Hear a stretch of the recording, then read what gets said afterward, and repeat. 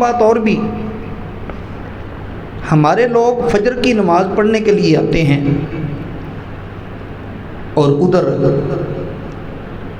بعض دوستوں کی سنت رہتی ہے جماعت کھڑی ہو گئی،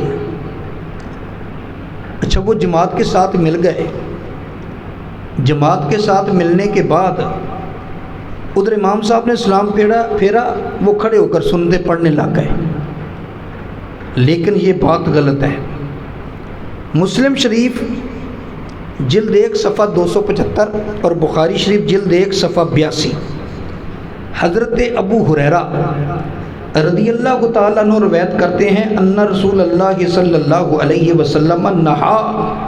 عن الصلاۃ، نبی پاک علیہ السلام نے نماز سے منع کیا ہے، کب؟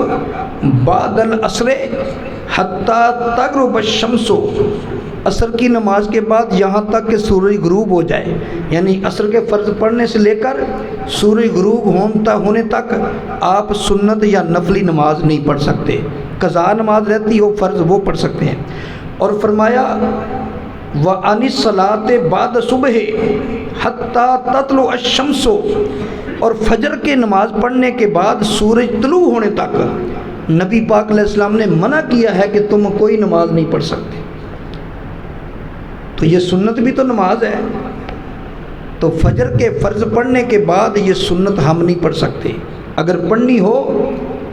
تو پھر سورج طلوع ہونے کے بعد پڑھ سکتے ہیں، اس سے پہلے آپ نہیں پڑھ سکتے۔ اور اگر آپ کو یہ یقین ہو کہ میں سنتیں پڑھ کے جماعت میں شامل ہو جاؤں گا، تو ایسی جگہ پہ کھڑے ہو جاؤ جہاں امام کی آواز نہیں آتی، یا آتی ہے لیکن سمجھ نہیں آتی کیا پڑھتا ہے، تو وہاں کھڑے ہو کر سنتیں پڑھ کے امام کے ساتھ مل جاؤ، لیکن یقین یہ ہو کہ مجھے جماعت مل جائے گی۔ اگر یقین نہ ہو تو پھر جماعت میں شامل ہو۔ اور اس طرح فجر کی نماز ہم کہتے ہیں کہ روشنی میں پڑھا کرو۔ ترمذی شریف جلد 1 صفحہ 32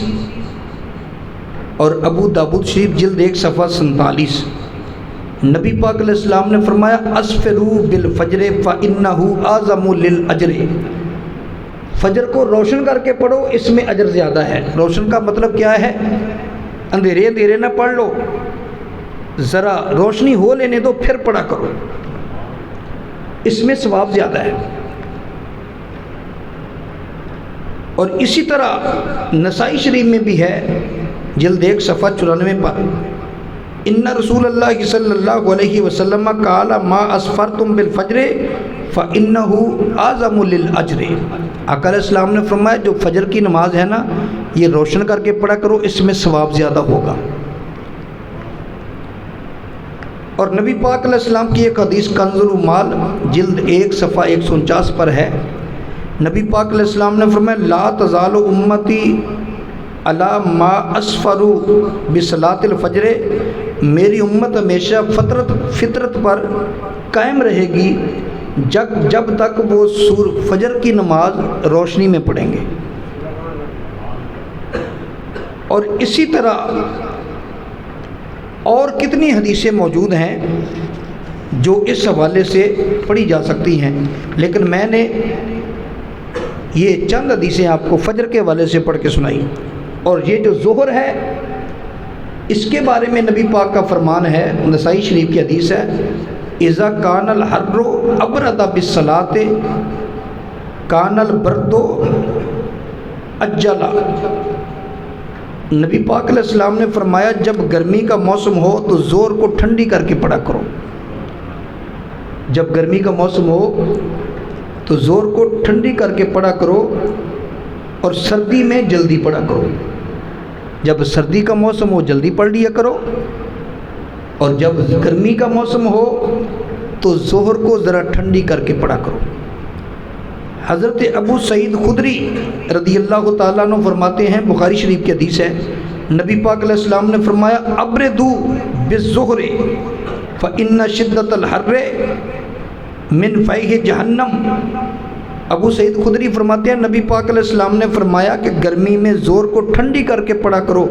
کیونکہ گرمی کی شدت یہ جہنم کی بھاپ ہے۔ मुत्ता इमाम मालिक में हज़रत अबू हुरैरा रज़ी अल्लाह ताला अन्हु रवायत करते हैं कि सल्ली ज़ुहरा इज़ा काना ज़िल्लो का मिसला का वल असरा इज़ा काना ज़िल्लो का मिसलै का, कि ज़ोहर की नमाज उस वक्त पढ़ो जब साया तेरे बराबर हो, और असर की नमाज उस वक्त पढ़ा करो जब साया तुमसे डबल हो जाए। ये अहादीस नबी पाक सल्लल्लाहु ताला अलैहि वसल्लम की हैं, जो मैंने आप हज़रात की बारगाह में कुछ अर्ज़ कर दी हैं। तो अब मैंने पहले अर्ज़ किया था